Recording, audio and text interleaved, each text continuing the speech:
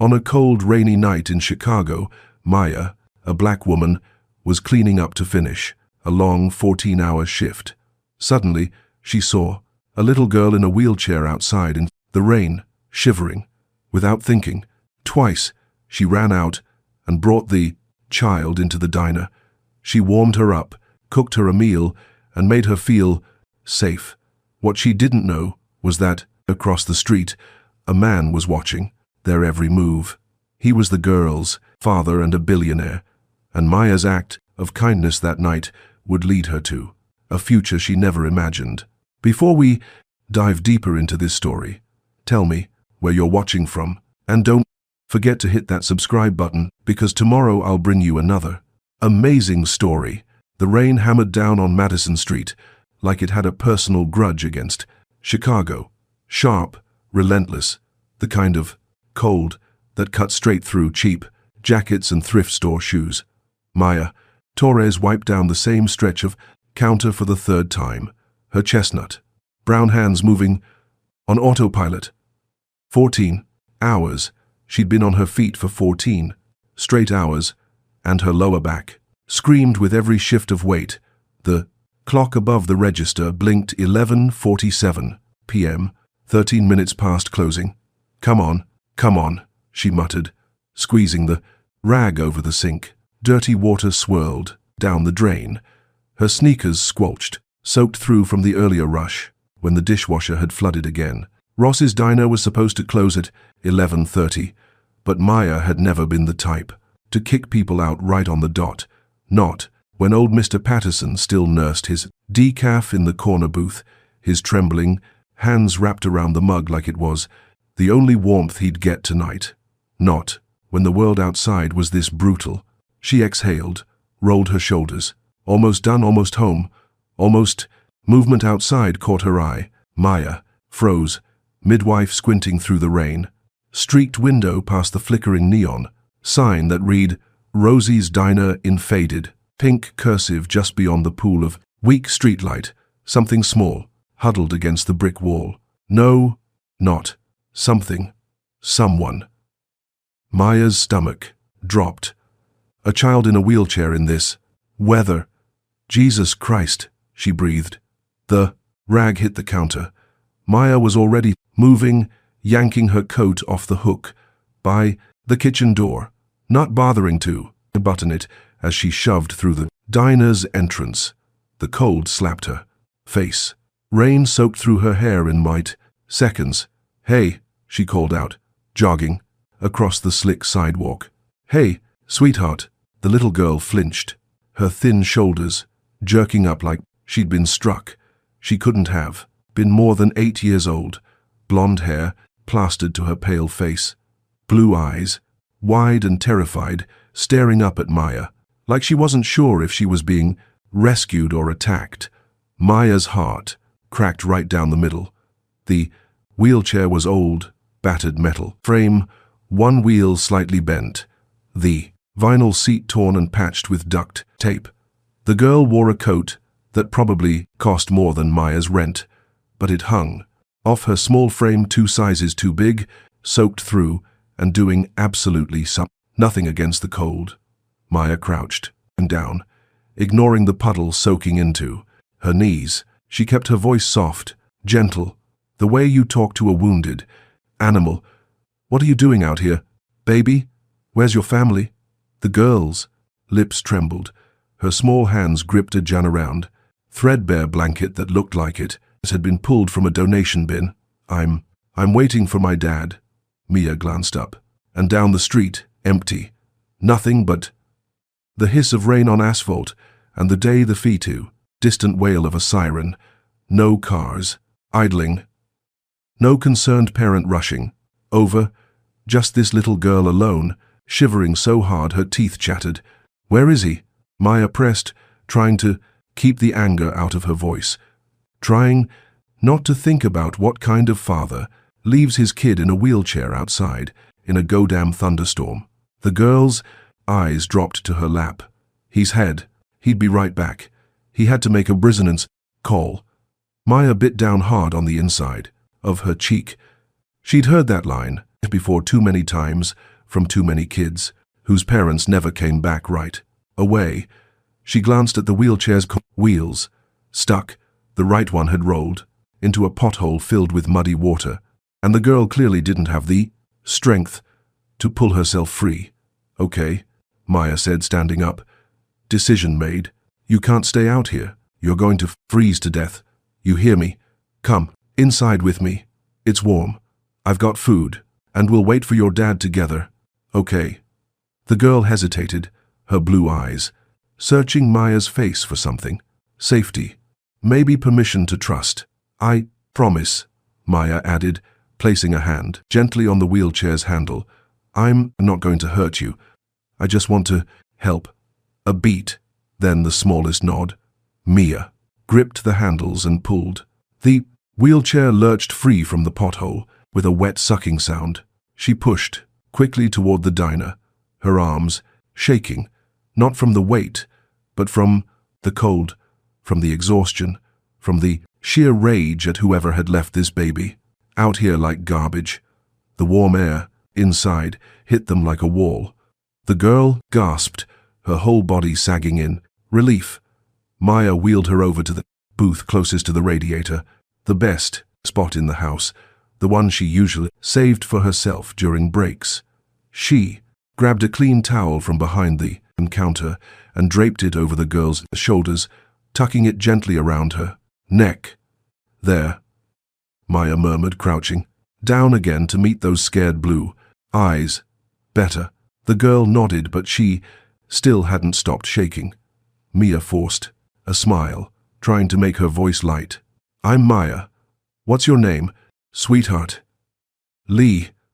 The word came out, barely louder than a whisper. Lee. Mia nodded like she was filing the name away, somewhere important. That's a beautiful name. You hungry, Lily? Lily hesitated. Then, so quietly, Mia almost missed it. Yes, good. Mia straightened up, her knees popping in protest. Because I make the best grilled cheese in the whole city. My grandma's recipe. You like grilled cheese? For the first time, the smallest flicker of hope crossed Lily's face. I think so. You think so? Maya put a hand on her hip, pretending to be offended. Girl, you're about to know so. She turned toward the kitchen, but paused, glancing back. You're safe. Here, okay? Nobody's gonna hurt you.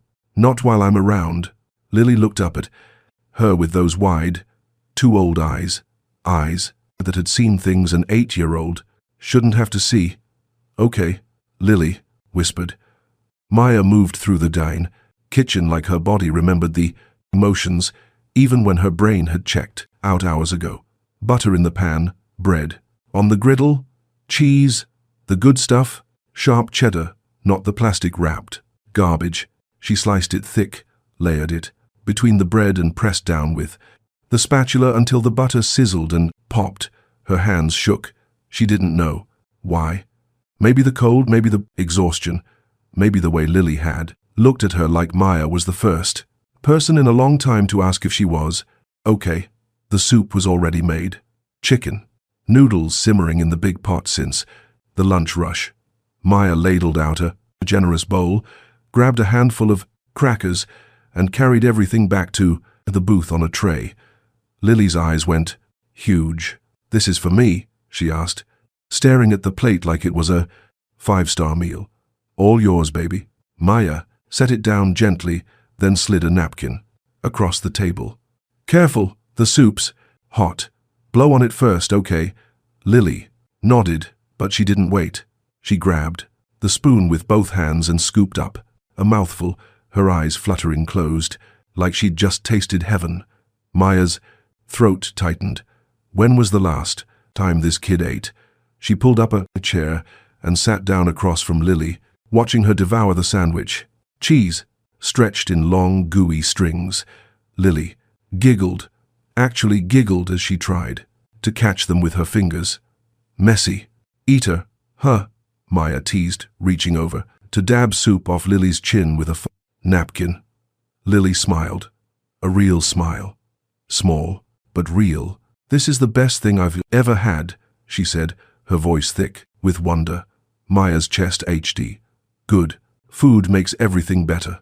They sat in silence for a moment, just the sound of Lily chewing and the rain drumming against the windows.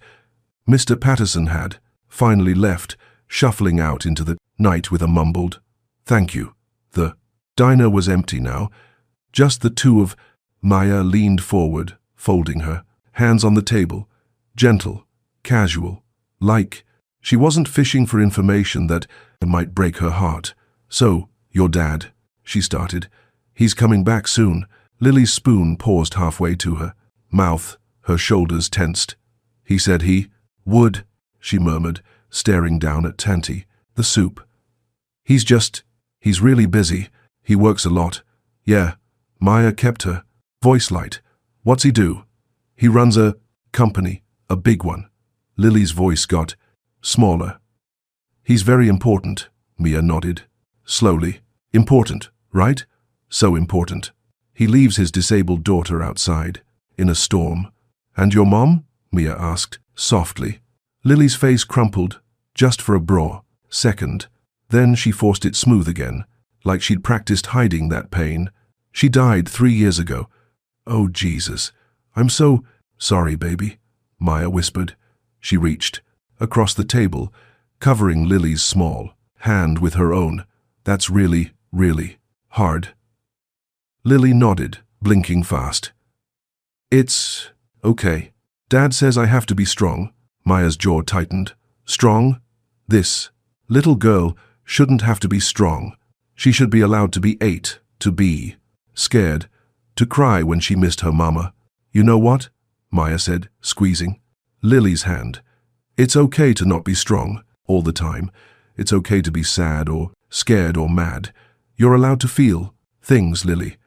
Lily looked up at her, and, as for the first time, real tears welled in her eyes. "I miss her," she whispered, her voice breaking. "I miss her so much." "Oh, sweetheart." Maya stood up, moved around the table, and crouched down beside the wheelchair. She wrapped her arms around Lily, pulling her close. I know you do." Lily collapsed into her small body, shaking with sobs. She'd clearly been holding in for way too long. Mia held her rocking slightly, one hand rubbing slow circles on her back. "It's okay," Mia murmured. "Let it out. I got you." And Lily cried.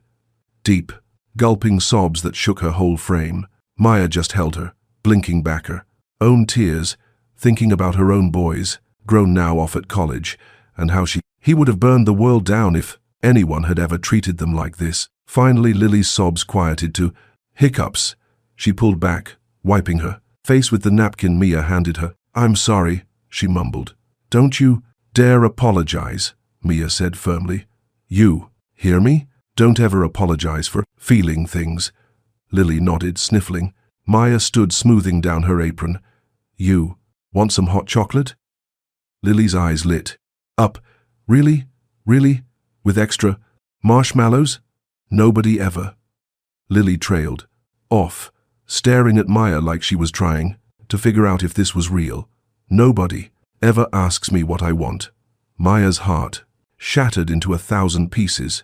She crouched back down, cupping Lily's face, gently in both hands. "Well, I'm asking, and I'm going to keep asking because you matter, Lily. You hear me? You matter."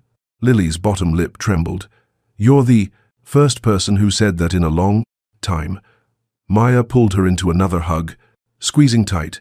"Then I'll keep saying it," she whispered fiercely, "as many times as you need to hear it." Across the street, a phone call was ending. "Mr. Blackwood, are you still there?" The voice on the phone pulled Marcus back. He blinked, refocusing on the spreadsheet glowing on his laptop screen. "Numbers, projections, the Tokyo deal." "Yes," Marcus said, his voice clipped. "Send the revised terms to my legal team. I want this finalized by Friday." "Understood, sir. We'll have." Marcus hung up. He rubbed his eyes, exhaustion pressing down on his shoulders like a weight. 2 hours. The call had stretched for 2 goddamn hours. He glanced at his watch. 11:47 p.m. Then he looked out the window of his Rolls-Royce, and his blood went cold. Rain. It was pouring illy. He breathed. His hand shot to the door handle, yanking it open. Cold rain slammed into him as he stumbled out onto the street. His $300 suit soaking through instantly. Lily. He spun around, scanning the sidewalk. The corner where he told her to wait just a few minutes. Baby Dad has an important call was empty. Just wet pavement and the glow of a flickering streetlight. No wheelchair, no little girl. Panic hit at him like a freight train. Lily. Marcus ran down the sidewalk, his dress shoes slipping on the slick concrete. His heart hammered against his ribs. His breath came in short, sharp gasps. She's gone. Someone took her. Oh God, someone took her. He ran to the corner, looking left, then right. Nothing. Just empty. Streets and the hiss of rain. No, no, no.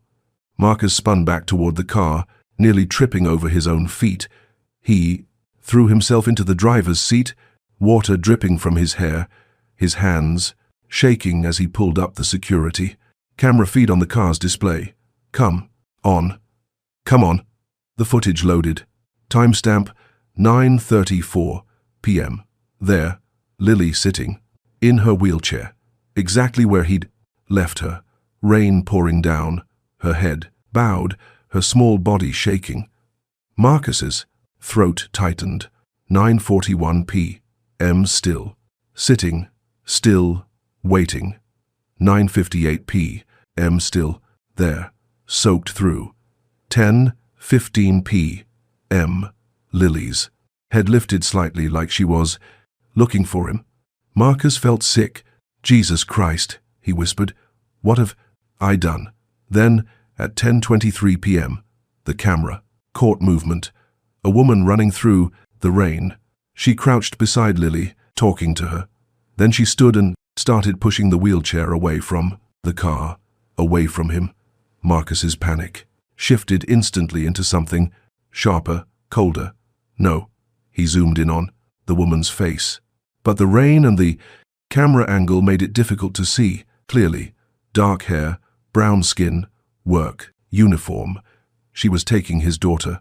Marcus threw the car into gear and peeled out onto the street, tires screeching. His knuckles were white on the steering wheel, his jaw clenched, so tight it, AHD. If she hurt her, if she so much as touched her, he turned the corner, eyes scanning frantically. There, a diner, old, rundown, the neon sign, read Rosie's Diner in flickering red, letters, and through the rain streaked window he saw them, Lily sitting in a booth and the woman sitting across from her. Marcus slammed on the brakes. The car skidded to a stop across the street. He sat there, engine idling, rain drumming on the roof, and he stared. Lily is smiling, not a polite smile, not a forced smile, a real, genuine, joy-filled smile that crinkled her eyes and made her shoulders relax. Marcus's breath caught in his chest. He couldn't move, couldn't look away because he couldn't remember the last time he'd seen that smile. Not since Emily died, not since. The world had turned grey and silent and unbearable. 3 years, and he'd thought Lily had forgotten how to smile like that, but she hadn't. She just hadn't had a reason to. And now watching this stranger, this waitress he didn't know make his daughter laugh, Marcus felt something crack open inside him. When was the last time I looked at her like that? He gripped the steering wheel, his knuckles aching. When was the last time I sat with her, talked to her, asked her if she was hungry? He couldn't remember because he'd been too busy, too focused, too buried in work and deals and distractions that kept him from feeling anything at all. Through the sew's window, the woman reached across the table and touched Lily's hand gently, like it was the most natural thing in which the world, and Lily didn't pull away. She leaned in. Marcus felt his eyes burn, his vision blurred, and he realized with a jolt of horror that he was crying. He wiped his face roughly with the back of his hand, but the tears kept coming. "God," he whispered. "I'm so sorry, baby. I'm so sorry." He sat there in the dark, watching his daughter eat, watching her laugh, watching her be cared for by a woman who owed her nothing. And Marcus understood in that moment exactly how far he'd fallen. He pulled out his phone with shaking hands and dialed. Vanessa picked up on the first ring. "Sir," Marcus's voice was rough, raw. "I need you to do something for me." "Of course. What do you need?" He stared at the diner at the woman, wiping soup from Lily's chin.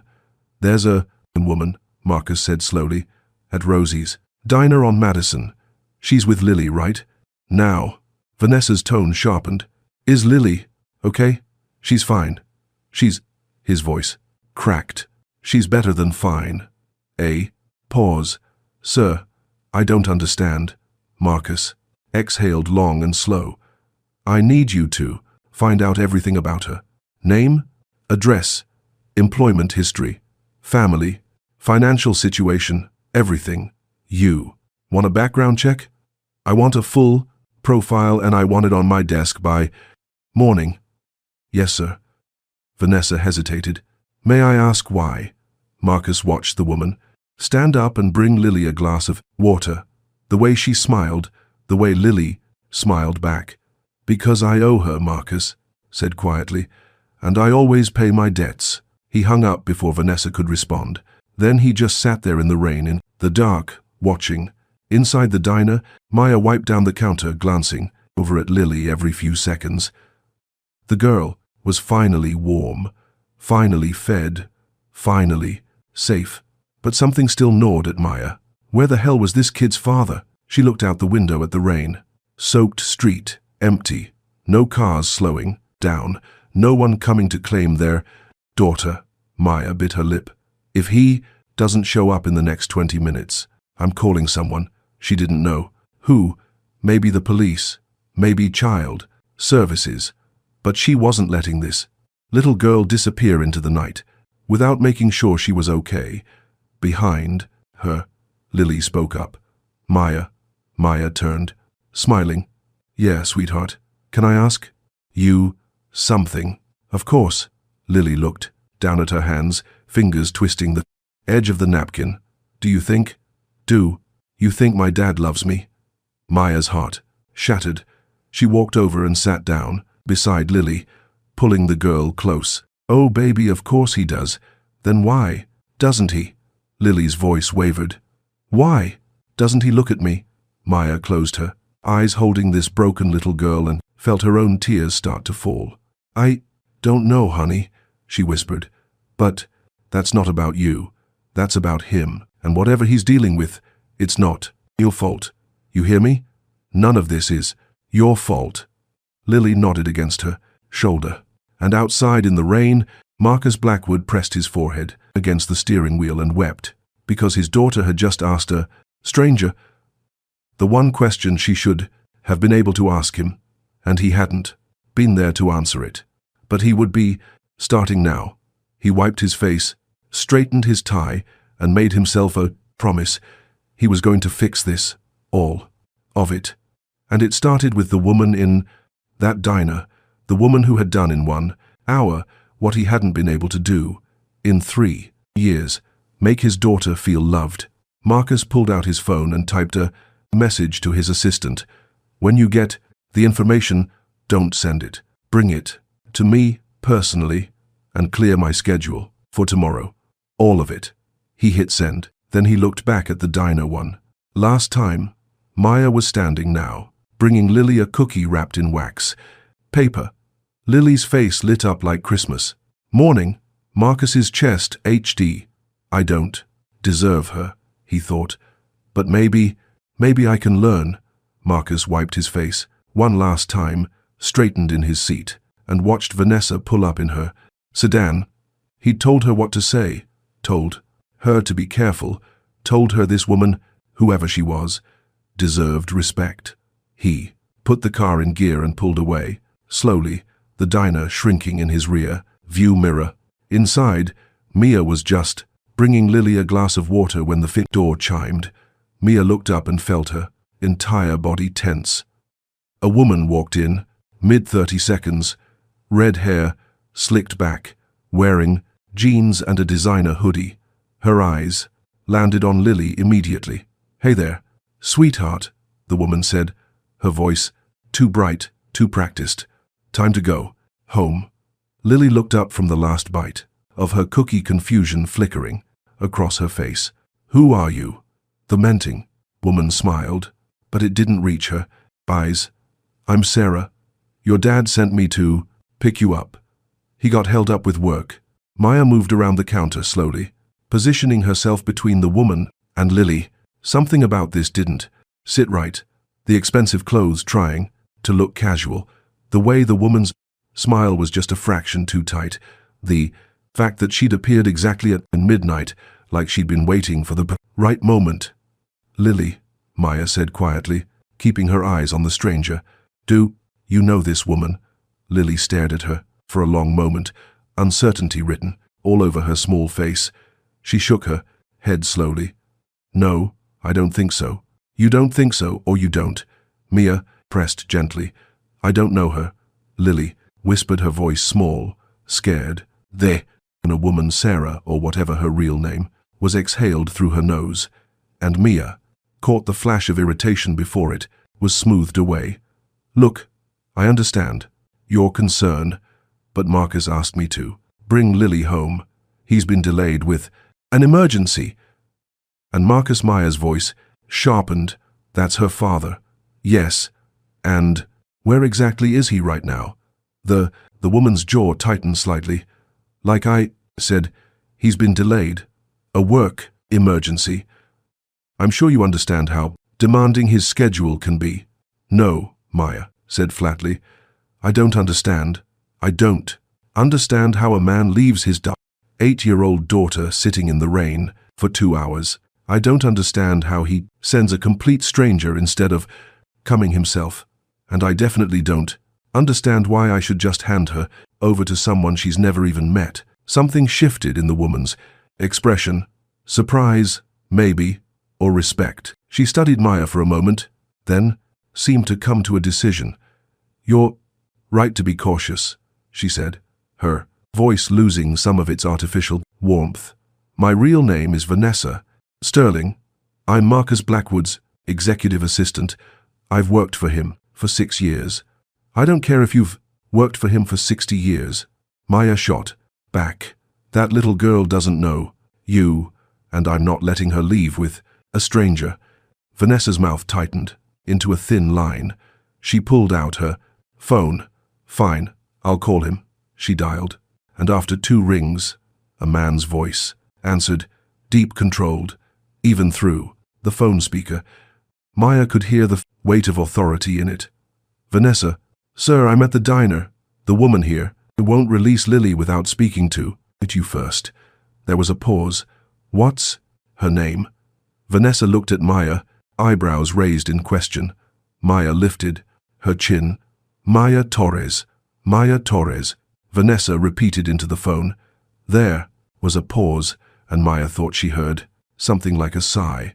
Then put her on. Vanessa held out the phone. Maya took it, her heart pounding harder than she wanted to admit. She turned slightly away from Lily, lowering her voice. "Hello, Miss Torres." The voice was smooth, each word precisely measured, like a man used to being obeyed. "My name is Marcus Blackwood. Lily is my daughter." "Then where the hell have you been?" The words came out before Maya could stop them, rough and angry and completely unprofessional.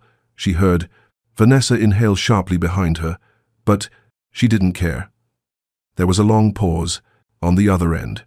When Marcus spoke, again, his voice was quieter, rougher, working, which isn't an excuse. It's just the truth.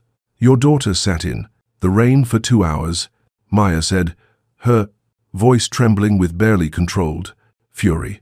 She was cold. She was scared. He was so hungry she ate like she hadn't seen food in days. Do you have any idea what you put her through? Yes. The word was clipped, final like it hurt him to say it. I know exactly what I did. Maya closed her eyes, trying to steady her breathing. She wanted to scream at this man, wanted to reach through the phone and shake him until he understood what he'd done to that little girl. But something in his voice stopped her.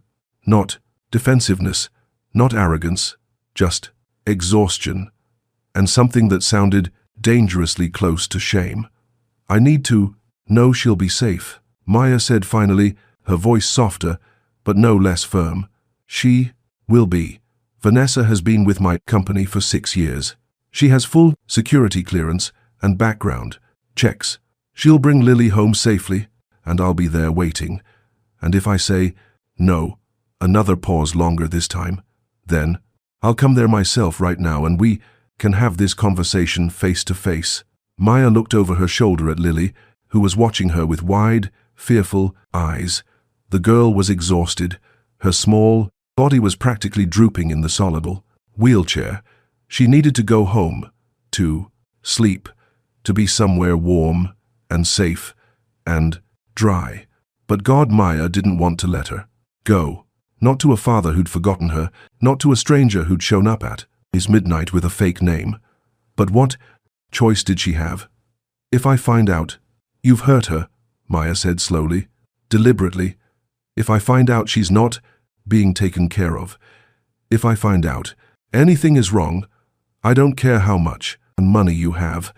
I don't care who you are or what kind of lawyers you can afford. I will find you. Do you understand me? There was a beat of silence. Then, quietly, I believe you, Miss Torres, and for what it's worth. Thank you. Maya didn't respond. She just handed the process phone back to Vanessa, who pocketed it without a word. Ready, Lily? Vanessa's voice was different now, gentler, less performative, more human. Lily slid out of the booth, clutching her cookie like a lifeline. She turned to Maya and her eyes immediately filled with tears. I don't want to go, she whispered.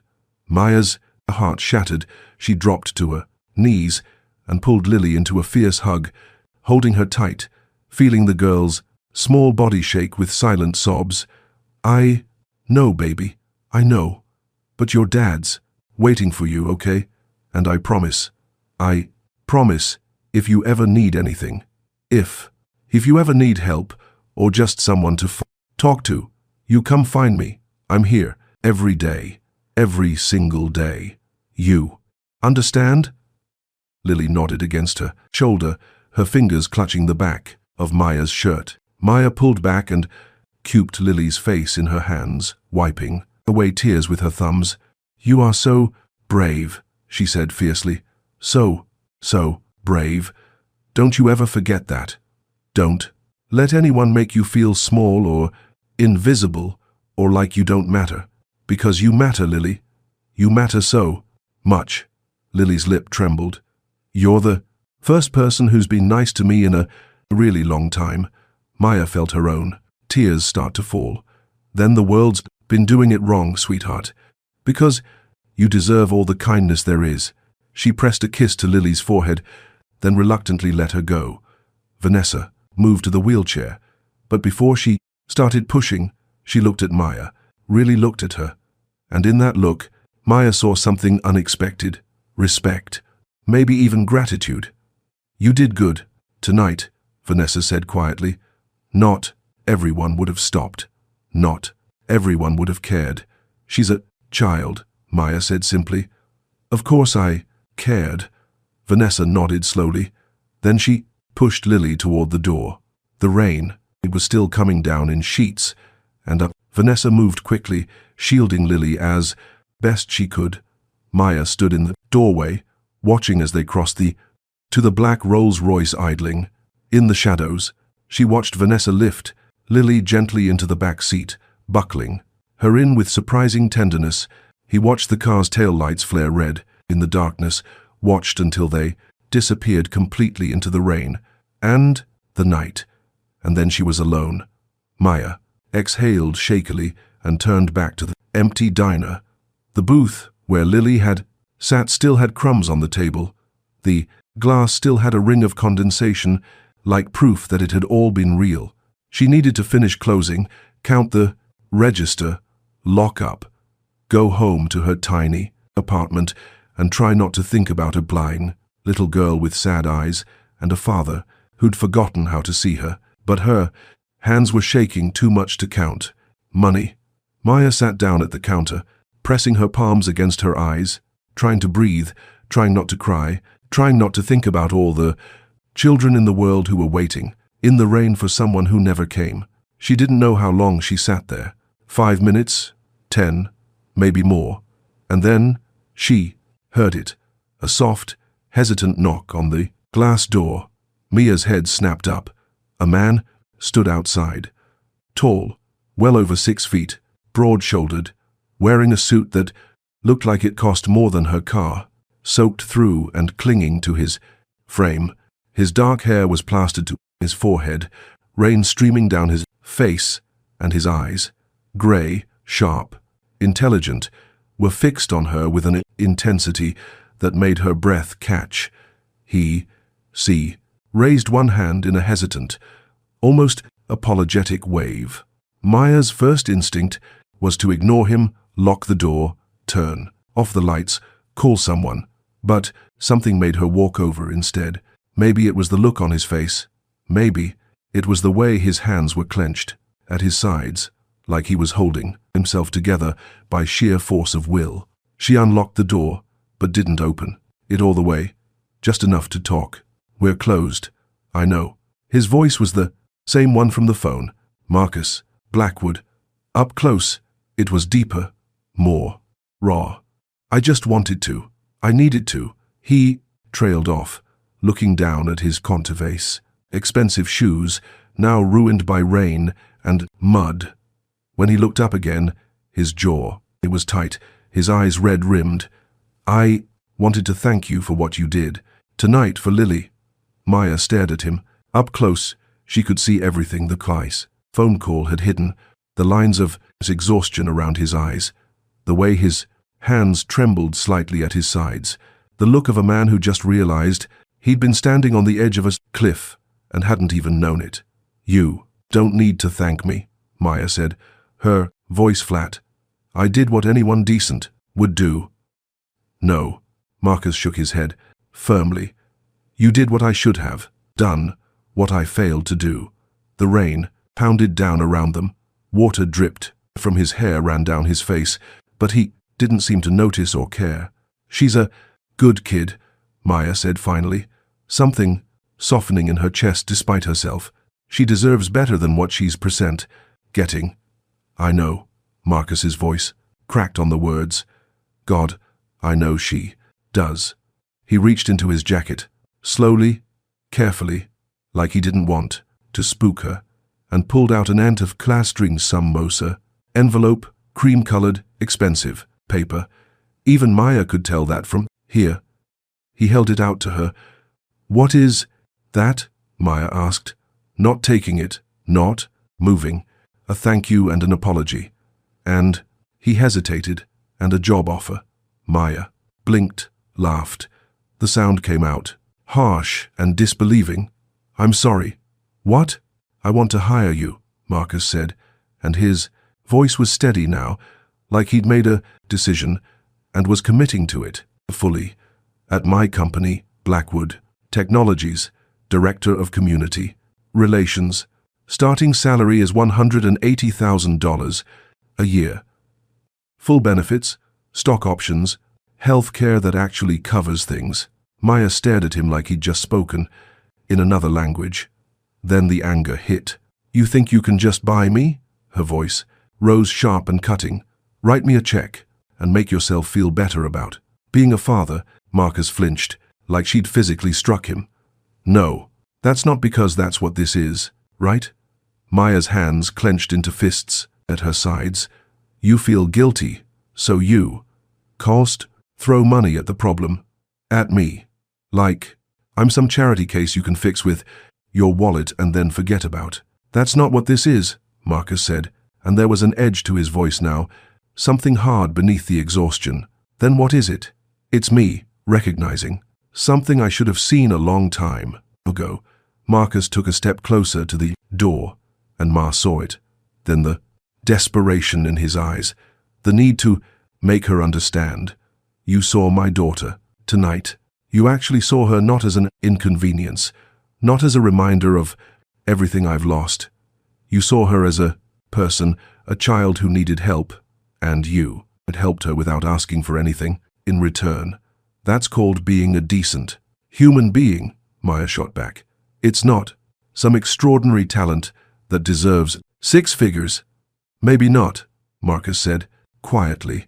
But do you know how many people walked past her tonight? How many people saw a little girl in a wheelchair, sitting in the rain and just kept walking? Maya's anger faltered. She didn't have an answer for that. You asked if she was hungry. Marcus continued, his voice thick. You brought her inside. You fed her. You held her when she cried. Do you know how long it's been since someone did that? Since someone treated her like she mattered? That's not my fault, Maya said. But her. Her voice was softer now. It's yours. I know. Marcus's shoulders sagged. Believe me, I know. My wife died 3 years ago. Cancer. It took her in 6 months, and I couldn't handle it. So I buried myself in work. I built an empire so I wouldn't have to feel anything. And Lily, God, Lily looks so much like her mother. Same smile, same eyes. And every time I looked at my daughter, all I could see was everything I'd lost. He stopped, his jaw working like he was trying to hold something back. So I stopped looking. I stopped seeing her. I turned her into another obligation on my calendar, another problem to solve, another thing to manage. Maya felt something twist in her chest. That doesn't make it okay. No, Marcus agreed. It doesn't. But tonight, standing in the rain watching you hold my daughter, through that window, I realized something. I've been so afraid of losing of her the way I lost Emily, that I noticed I'd already lost her, just in a different way. The silence between them was heavy, weighted with things neither of them knew how to say. I don't need your pity job, Maya said finally. It's not pity. Marcus held out the envelope. Again, it's me asking for help because I don't know how to do what you did. Tonight, I don't know how to see people anymore, how to connect, how to care, without it destroying me. But I need to learn for Lily. And I think you could teach me. Maya looked at the envelope at this man standing in the May, rain soaking wet, looking more lost than any billionaire had a right to look. I don't know you, she said. I don't know your company. I don't even know if this is real, or if you're going to wake up tomorrow and pretend this conversation never happened. I won't. You don't know that. You're right, Marcus admitted. I don't. So I'm asking you to take a chance. Read the contract. Think about it. And if you decide if you decide this is just some rich man's guilt talking, then throw it away. But if there's even a small chance that you might consider it, he set the envelope down on the wet doorstep, between them like a bridge, like an offering. My personal number is inside, along with a check for $50,000. Consider it a signing bonus, or an apology, or just compensation for tonight. Maya's eyes widened. 50,000? It's nothing, Marcus said. To me, it's barely a rounding error. But to you, maybe it's rent. Maybe it's your kid's tuition. Maybe it's breathing room. I don't know. But I know that you gave my daughter something priceless tonight, and the least I can do is give you something that might actually help. He took a step back, rain streaming down his face. Think about it, Miss Torres. That's all I'm asking. He turned to leave his shoulders hunched against the rain. Then he stopped, and he looked back. Lily told me something before she fell asleep tonight. His voice was so quiet Maya almost didn't hear it over the rain. She said, you were the first person in a long time who made her feel like she wasn't invisible. So, thank you for seeing her, for caring. Then Marcus Blackwood walked away, disappearing into the rain and the darkness, leaving Maya standing in the doorway with an envelope at her feet and a choice she'd never expected to have to make. She stood there for a long time, rain misting through the open door, before she finally bent down and picked up the envelope. It was heavier than she expected. Inside, she found exactly what he'd promised, a check for $50,000 made out to Maya Torres in neat, precise handwriting, and beneath it, a contract. Director of Community Relations, Blackwood Technologies. The salary line made her dizzy. $180,000, more money than she'd made in the last 3 years combined. At the bottom of the contract, in that same neat handwriting, was a phone number, and beneath it, a single sentence. This isn't charity. It's an investment in the only person who saw my daughter as a human being. Call me when you're ready. MB. Maya carried the envelope inside, and MB Strong's 1 locked the door behind her. She sat down. At the counter, the papers spread out in front of her and pressed her hands to her face. She thought about her one-bedroom walk-up with the heater that only worked half the time, thought about her 2 sons in college, both working part-time jobs to cover what their scholarships didn't, thought about the stack of overdue bills on her kitchen table, electric water credit cards she'd been juggling for months, thought about 14-hour shifts and aching feet, and customers who looked through her like she wasn't even there. And then she thought about Lily's smile, the way the little girl had laughed when Maya made for that stupid face with the grilled cheese, the way she'd held on to Maya like she never wanted to let go. Do you think my dad loves me? Maya pulled out her phone and called Rosa, her best friend and the only person in the world who would understand this. Rosa picked up on the 3rd ring, her voice thick with sleep. Maya girl, it's 10 inches the morning. What? Rosa? Maya interrupted, her voice shaking. I think I just got offered a job by a billionaire. There was a pause. Then, I'm putting on pants. Put coffee on. I'll be there in 20. The line went dead. Maya set her phone down and looked at the contract again, at the number that would change everything, at the man's handwriting, slightly messy, like he'd written it quickly, like he'd needed to get it out before he'd changed his mind. She thought about her mother's voice years ago, warning her, never owe these people anything, Mia. They don't give without taking. They always want something. But she also thought about Lily, about the chance to make sure that little girl was okay, about the chance to maybe, possibly, help a broken man learn how to be a father again, about the chance to do work that actually mattered instead of just surviving day to day.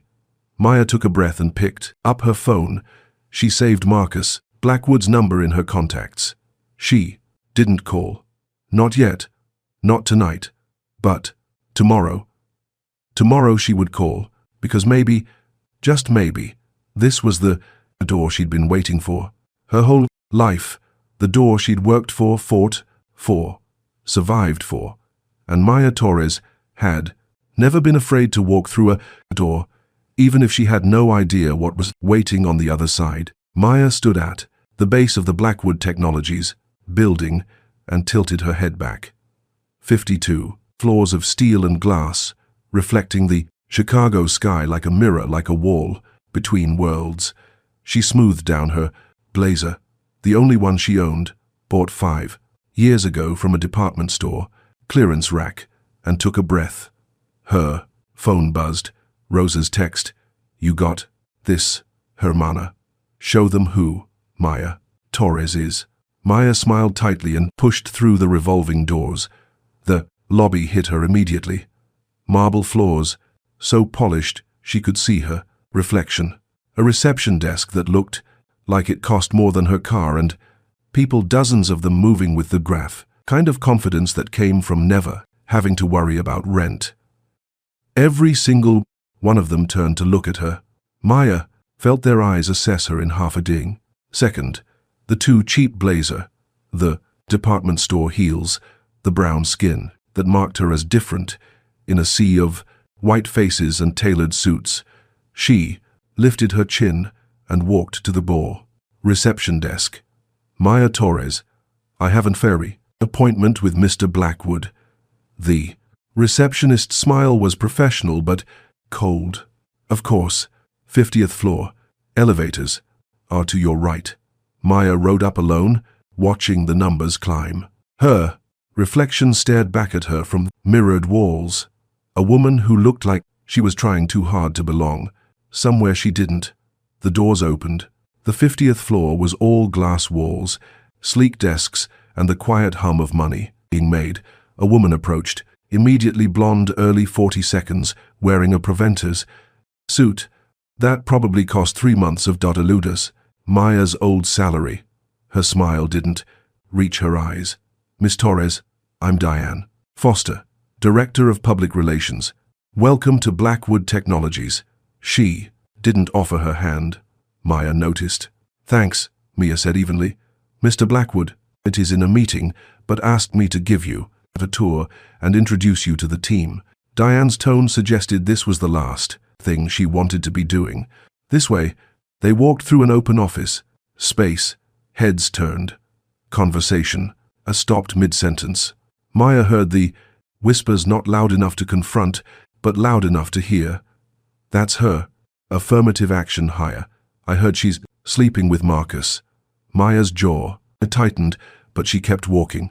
Diane led her to a conference room where 7 people sat around a massive table, all white, all Ivy League. Mia would bet money on it.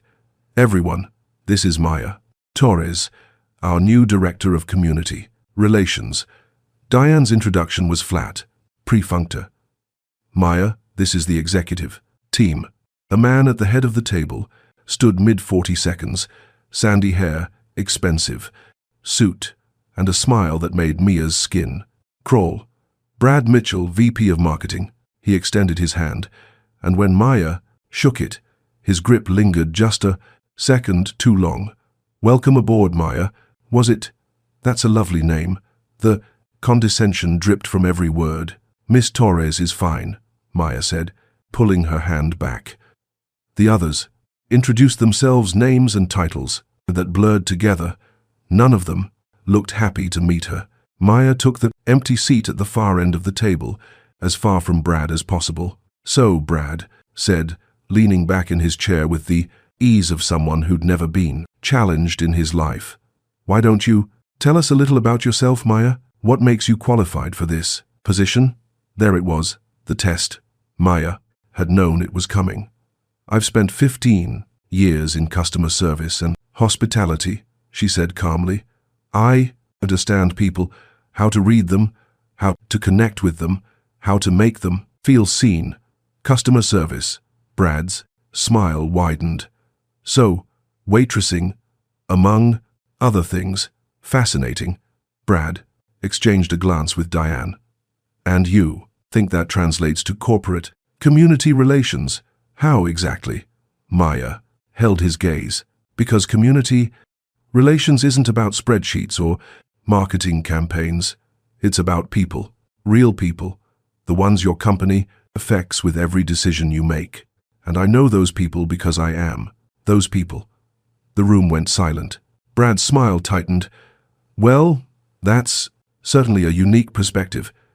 It's the perspective you need, Maya said, unless you're planning to keep making decisions in a vacuum and wondering why, and communities push back.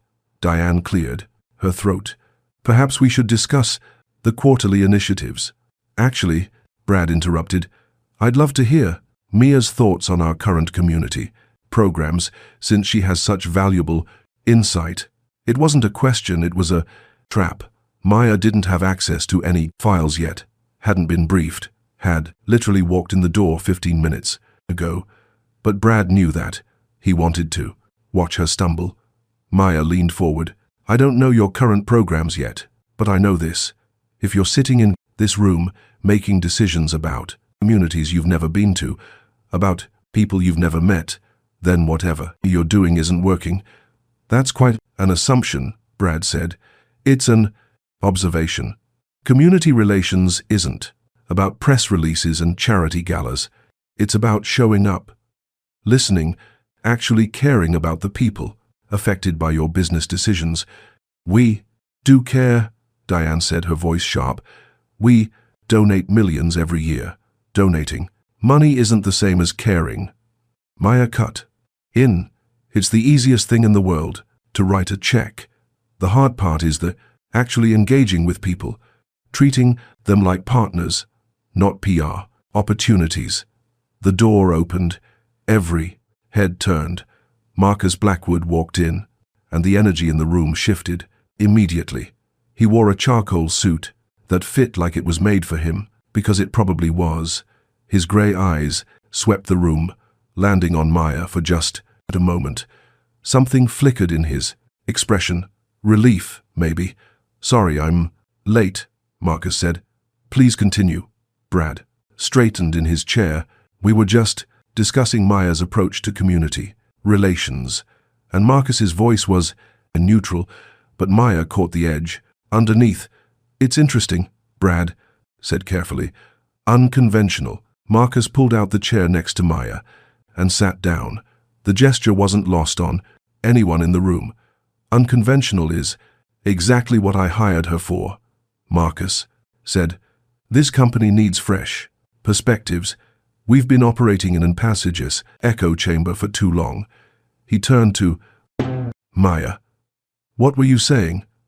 Maya felt everyone's eyes on her. This was the moment. The moment she either proved she belonged here or confirmed every doubt in the room. I was saying that if I want to do real community relations, we need to stop treating communities as obstacles to manage and start treating them as partners. That means actual engagement, town halls, listening, sessions, bringing community voices into our decision-making process before we our decision-making process before we can deate and make decisions that affect them. That sounds time-consuming. Diane said it is. Maya agreed. But it's also the difference between a company that extracts value from communities and one that creates value with them. Brad leaned back, his smile gone. With all due respect, Miss Torres, this is a technology company. We're in the business of innovation, not social work. Technology doesn't exist in a vacuum. Maya shot back.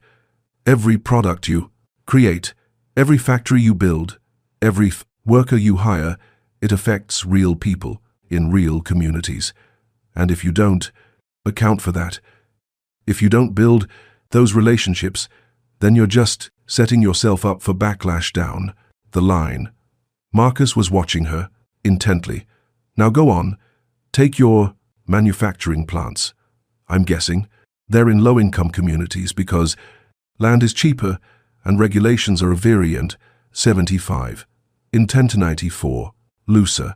Those communities bear the environmental impact, the traffic, the strain on infrastructure. What are you giving back? And I don't mean token donations.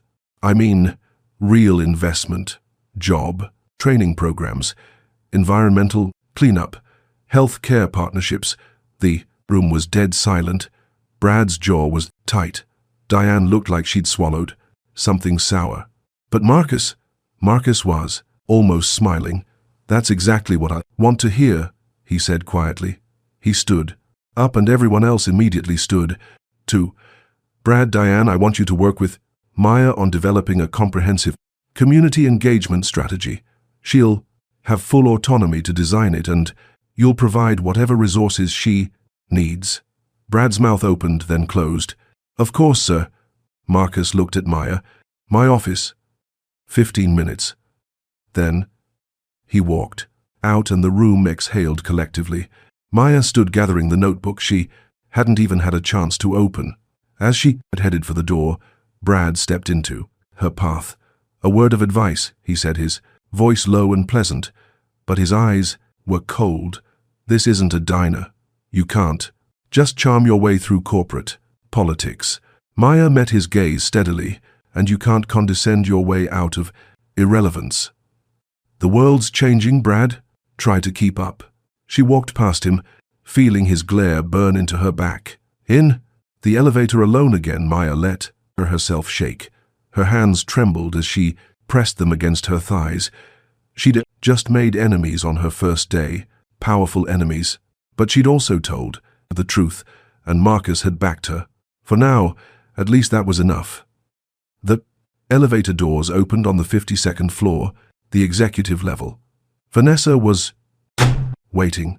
"He's ready for you," she said, and there was something almost like warmth in her voice. "Nice work down there, by the way. Brad's been running this place like his personal kingdom for too long." Maya followed her to Marcus's office, floor to ceiling. Windows overlooked the city, a desk that looked more like art than furniture, and Marcus standing with his back to the door staring out at Chicago. "Close the door," he said without turning around. Maya did. Marcus turned and she saw the exhaustion in his face, the weight he carried. "You handled that well." He, no, said, "I made enemies. You made a statement. There's a difference." He moved to his desk and pulled out his folder. "Brad Mitchell has been with this company for 8 years. He's effective, but he's also a bully. He's going to test you, push back, try to undermine you." "I can handle Brad," Maya said. Marcus had looked at her for a long moment. "I believe you, but I need you to know this isn't going to be easy. You're walking into a system designed to keep people like you out. They're going to question everything you do. They're going to wait for you to fail.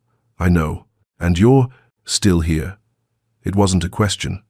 Maya thought about Lily, about the little girl who'd looked at her like she was the only person in the world who cared. "I'm still here," she said.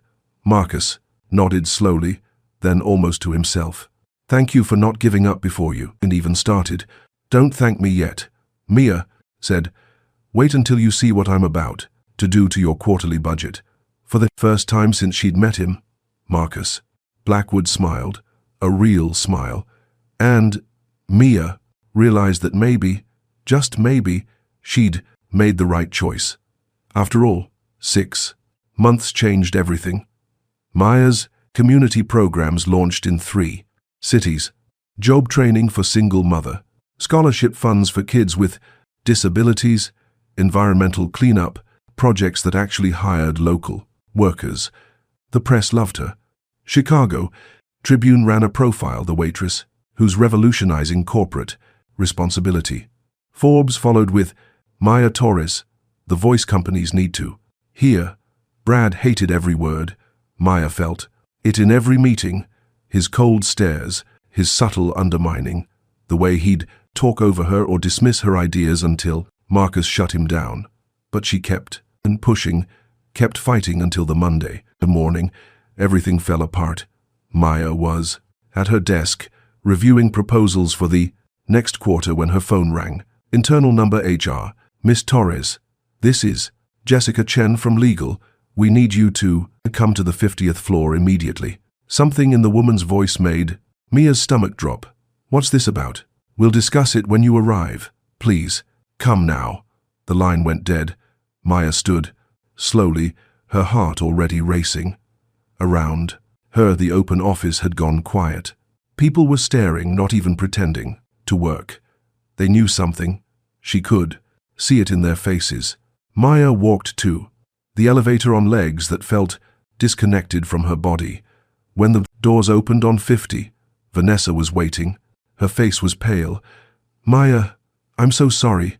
I didn't know." "Know what?" Vanessa just shook her head and led her to a conference room. Inside sat Jessica Chen, head of legal, a sharp-eyed woman in her mid-40s who looked like she'd rather be anywhere else.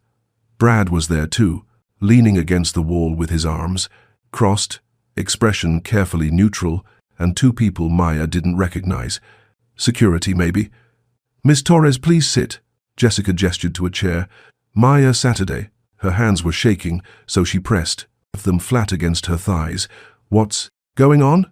Jessica slid a folder across the table. We've discovered a serious Kenvongs security breach. Confidential financial documents were leaked to the press over the weekend. Documents relating to our bidding process for the Morrison International contract. Maya's blood went cold. Morrison International, the $200 million deal Marcus had been negotiating for months. Okay, Mia said, carefully. What does that have to do with me? Jessica opened the folder.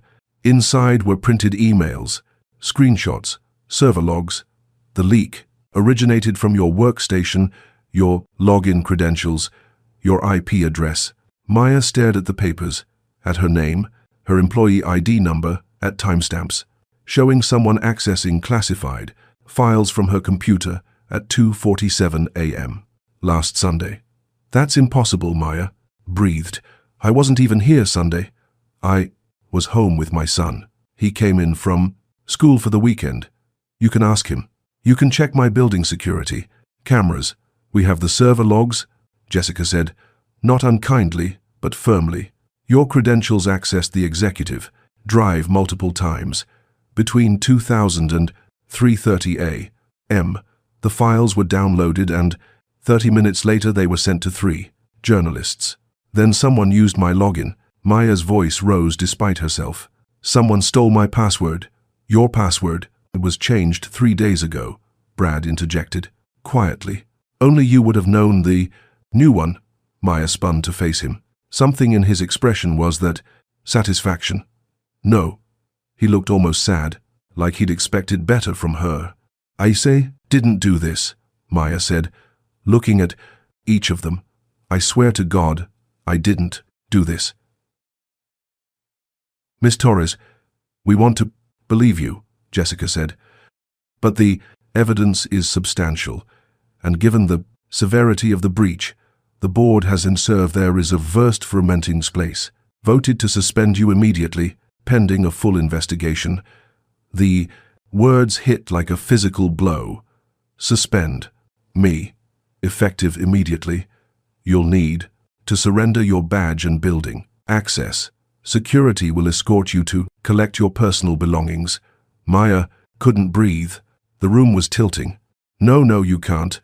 I need to talk to Marcus. Where is he? Mr. Blackwood has been informed. Jessica said, he's in New York for the Morrison meeting. He'll be briefed when he returns. Then call him, right now.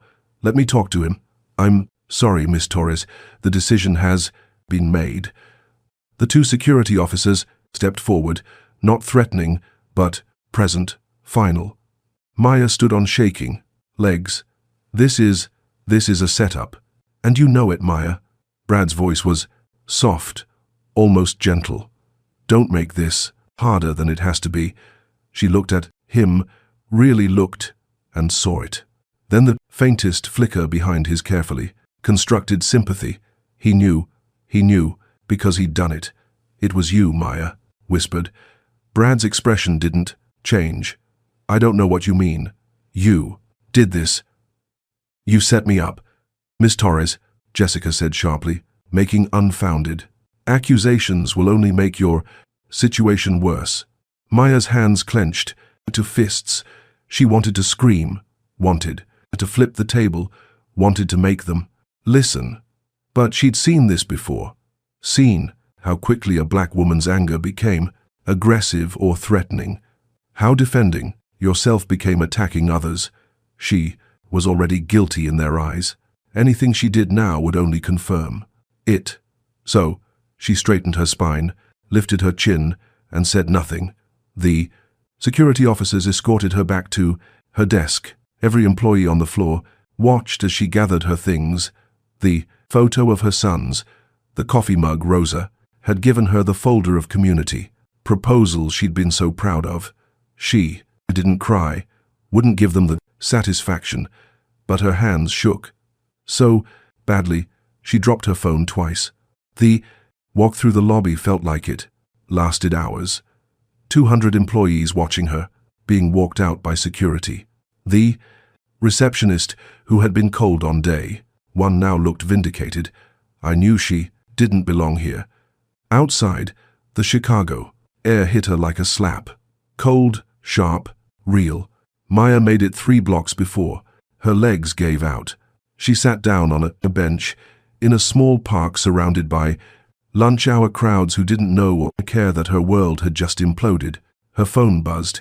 Text from Rosa. I just heard coming to get you. Where are you? Maya couldn't even type a response. Her hands were shaking too hard.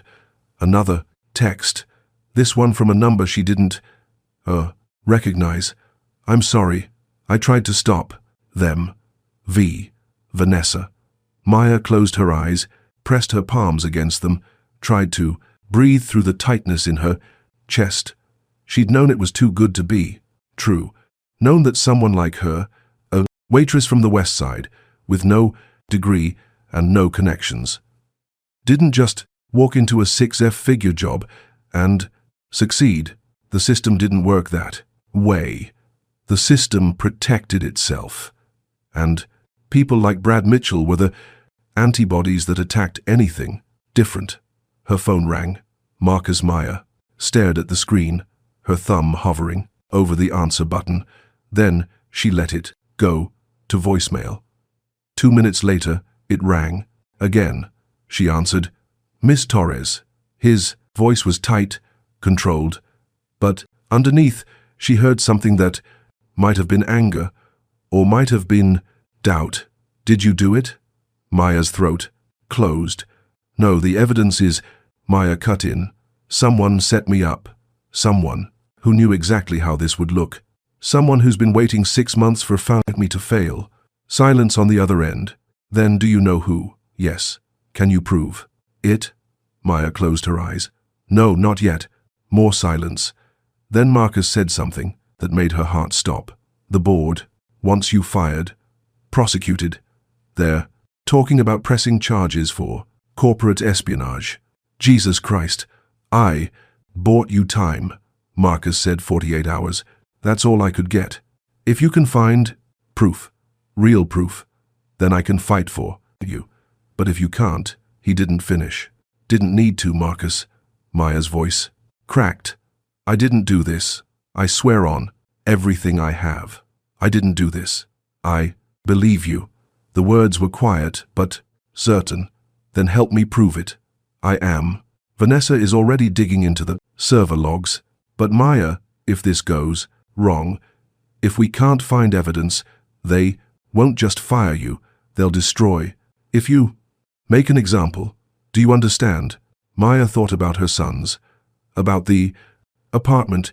She just signed a lease on the nice one, the safe one, the one she could finally afford, about the future she'd started to believe in. I understand, she said. 48 hours. Marcus repeated. Don't waste them. He hung up. Maya sat on the bench phone in her lap and felt the first tear slide down her cheek, then another. Then she couldn't stop. People walked past, giving her a wide berth, uncomfortable with public emotion. No one stopped. No one asked if she was okay. Just like always, Maya Torres was invisible.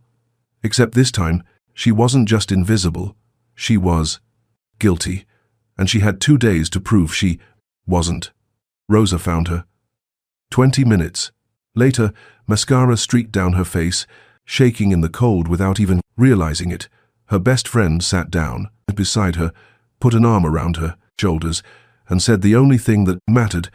Okay? So, we fight. Tell me where we start. Maya wiped her face with the back of her hand, took a shaky breath, and started planning because she'd been underestimated her whole life, been dismissed, been counted out. But she'd never, not once, given up. And she sure as hell wasn't starting now. It was 2 a.m. when Maya heard the knock, 3 sharp raps that made her jolt upright from the kitchen table where she'd been staring at printed server logs for the past 4 hours. Rosa looked up from her laptop, eyes red-rimmed. You expecting someone? Maya shook her head and moved to the door, peering through the peephole. Marcus Blackwood stood in her hallway tie, loosened, looking like he hadn't slept in days. She opened the door. What are you doing? Here? May I come in? His voice was rough, exhausted. Maya stepped aside. Marcus walked into her small apartment, looking completely out of place among the second-hand furniture and peeling wallpaper. Rosa stood crossing her arms defensively. Maya? Who? Rosa? This is Marcus Blackwood, my boss. Marcus, my best friend, Rosa. Marcus nodded at Rosa, then turned to Maya. I know who did this. Maya's heart stopped. What? Brad Mitchell. Marcus pulled out his phone, showing her a screen full of code and timestamps. Vanessa spent the last 16 hours tearing apart the security logs. The breach came from your workstation. Yes, but someone cloned your access badge 3 days before the leak. The physical security cameras caught Brad entering your office at 11 p.m. that Thursday. He was there for 18 minutes. Maya felt her knees go weak. Rosa grabbed her arm, steadying her. That son of a Rosa breathed. But that's not enough. Marcus continued, his jaw tight. Brad's smart. He used a VPN to mask his home IP address and make it look like the files were accessed from your computer. The badge clone isn't definitive proof. He could claim he was dropping off documents looking for something, any number of legitimate reasons. So we have nothing, Maya said, flatly. I didn't say that. Marcus pocketed his phone. We need him to confess on record how you call him. Tell him you know what he did. Tell him you're willing to make a deal. Keep quiet in exchange for a severance package and a neutral reference. Maya stared at him. You want me to blackmail him? I want you to make him think you're beaten, Marcus corrected. Make him think you're willing to walk away quietly if he pays you off. Men like Brad can't resist gloating when they think they've won. And you think he'll just admit it over the phone? Not over the phone. A new voice came from the doorway. Vanessa stepped inside, holding a small leather case. In person with this, she opened the case. Inside was a tiny recording device, no bigger than a button. Audio. Recording laws in Illinois require two-party consent, Rosa said. Immediately. Anything recorded without his knowledge is inadmissible in court. We're not going to court, Marcus said, quietly. We're going to the board, and trust me, they'll care more about protecting the company from a PR nightmare than they will about recording consent laws. Maya looked between them. This could backfire if he figures out what I'm doing. Then you walk away, Marcus said. But Maya, this is the only play we have. 48 hours, remember? We're already down to 36. Maya thought about Lily, about the little girl who'd looked at her with such trust, about the community programs that were finally making a difference, about everything she stood to lose if she didn't fight. Okay, she said. I'll do it. Vanessa handed her the device in a small adhesive patch. Wear this under your collar.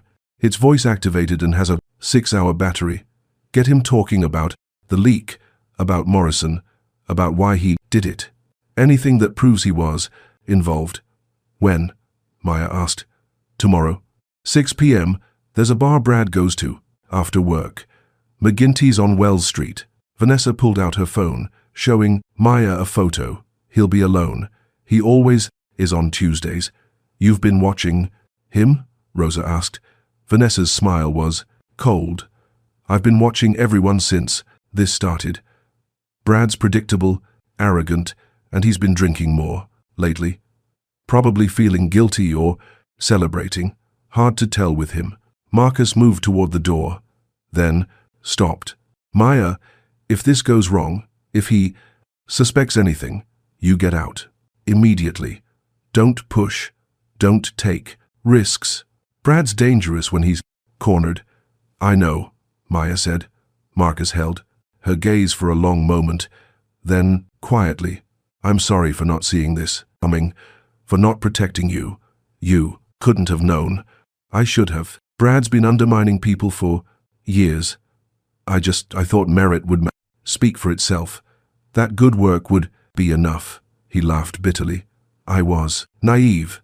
You were human, Mia said. After they left, Rosa turned to Maya with wide eyes. Girl, your boss just broke into your apartment at 2 a.m. with a spy device in a plan to take down his VP. This is insane. I know. And you're really going to do this? Maya thought about Brad's face when security escorted her out. The satisfaction he'd tried to hide. The way he'd destroyed her because she dared to succeed. Yeah, she said. I really am. The next evening, Maya sat in a corner booth at McGinty's nursing, glass of wine she hadn't touched. The recording device felt like it weighed 1,000 pounds against her collarbone. Brad walked in at 6:14. He saw her immediately, and his step faltered. Then he recovered, schooling his features into concerned surprise, and walked over. Maya, I didn't expect to see you here. Can we talk? Her voice was small, defeated. Brad hesitated, then slid into the booth across from her. Of course. How are you holding up? How do you think? Maya laughed, but it came out. Broken. I'm about to be prosecuted for something I didn't do. I can't pay rent. My sons think I'm a criminal. So not. Great. Brad signaled the bartender for a whiskey. I'm sorry. Truly. But the evidence. I know what the evidence says. Maya leaned forward, but we both know I didn't do it. Something flickered in Brad's eyes. Maya, I'm not here to fight, she said quickly.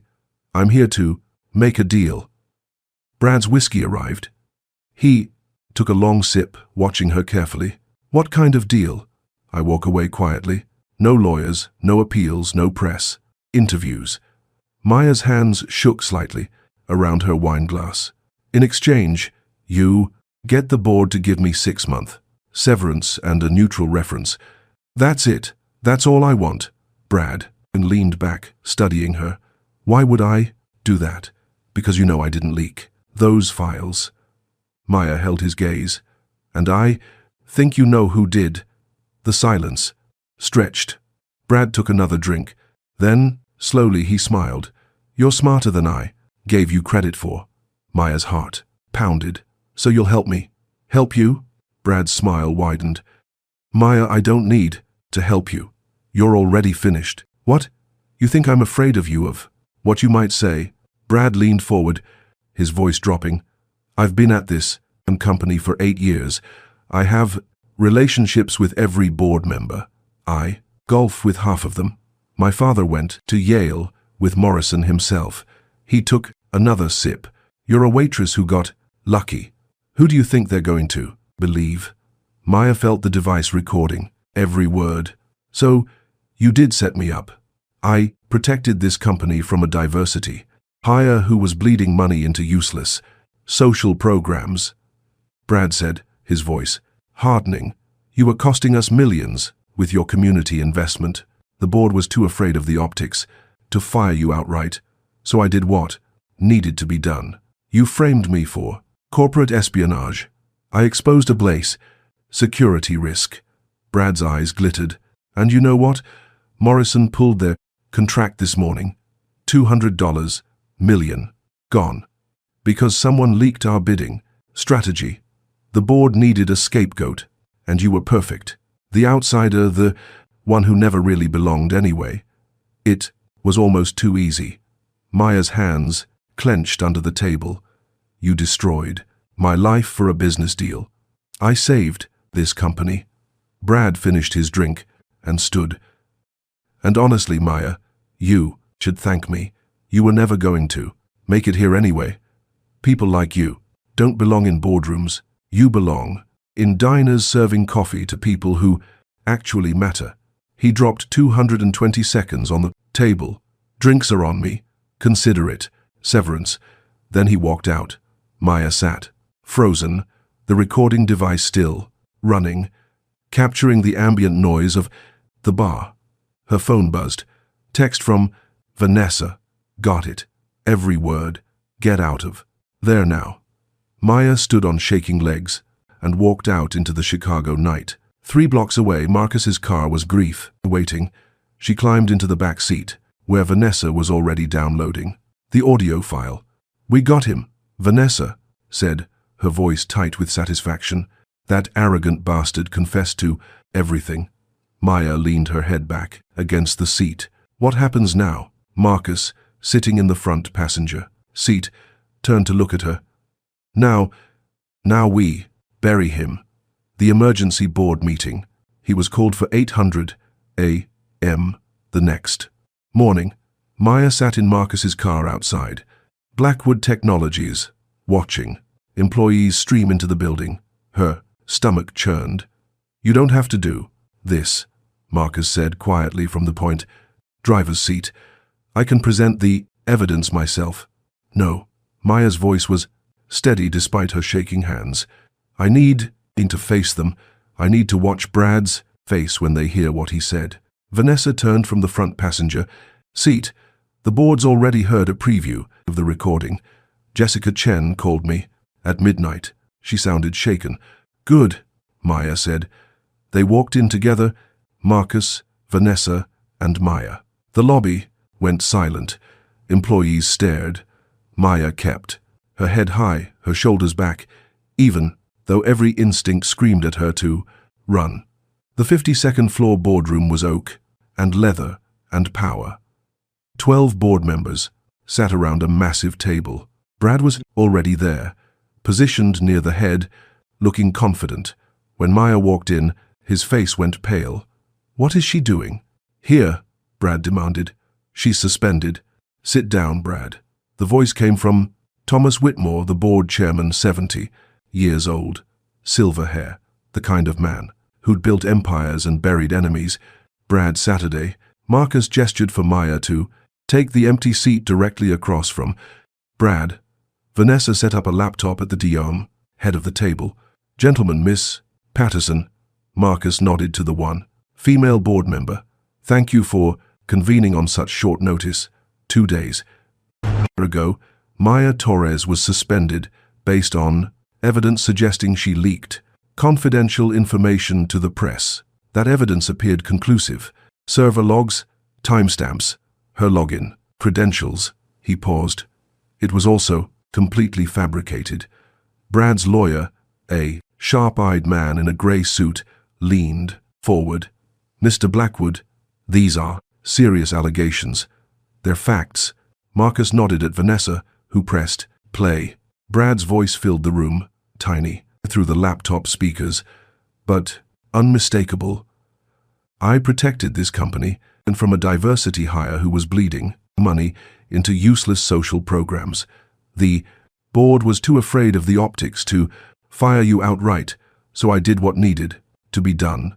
I exposed a security risk. The color drained from Brad's face. Several board members shifted. Uncomfortably, the recording continued. Morrison pulled their contract this morning. $200 million gone because someone leaked our bidding strategy. The board needed a scapegoat, and you were perfect. When it finished, the silence was absolute. Thomas Whitmore removed his glasses slowly. Brad, would you like to explain? That recording was obtained illegally. Brad's lawyer jumped in. Without Mr. Mitchell's consent, it's inadmissible. In court, perhaps, Whitmore said coldly. But this isn't a court. This is my boardroom, and I just heard one of my executives admit to corporate sabotage and framing an employee. He turned to Brad. Did you or did you not leak those documents? Brad's jaw worked. Sweat beaded on his forehead. I was trying to protect the place, company. That's not what I asked. The community programs were hemorrhaging money. She was pushing us towards social responsibility initiatives that alienated our core partners. Morrison specifically complained about our woke direction. I made a business decision. You committed fraud. Jessica Chen interjected sharply. You accessed confidential files without authorization, framed a colleague for corporate espionage, and by your own admission, cost this company a $200 million contract, Morrison pulled out, because they're racist who didn't want to work with a company that actually gave a damn about people. Brad's composure cracked completely. You all know it. You just didn't want to say it out loud because Philip Morrison golfs at your clubs and sits on your charity boards. Enough. Whitmore's voice cut through the room like a blade. He looked at Marcus. What do you recommend? Immediate termination, Marcus said. Full criminal investigation, civil suit for damages, and a public statement making clear that Miss Torres was wrongfully accused, and that Blackwood Technologies does not tolerate discrimination or retaliation in any form. Brad shot to his feet. You can't do this.